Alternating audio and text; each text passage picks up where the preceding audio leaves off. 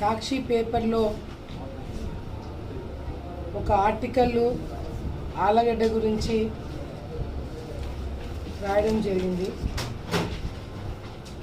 అక్రమాల ప్రియ. ఈరోజు సాక్షి పేపర్ కాదు, ఇది ఒక నవల.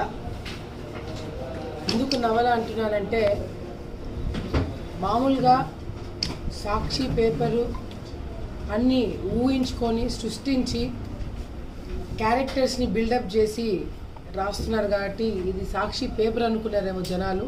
ఒక నవల అంటే మామూలుగా నవల్లో కూడా రైటర్సు క్యారెక్టర్స్ని ఊహించుకొని ఆ క్యారెక్టర్స్ని బిల్డప్ చేసి రాస్తుంటారు. అట్లా సాక్షి పేపర్ వాళ్ళు కూడా ఈరోజు నవలగా ఒక స్టోరీని బిల్డప్ చేసి ఈరోజు రాయడం జరిగింది.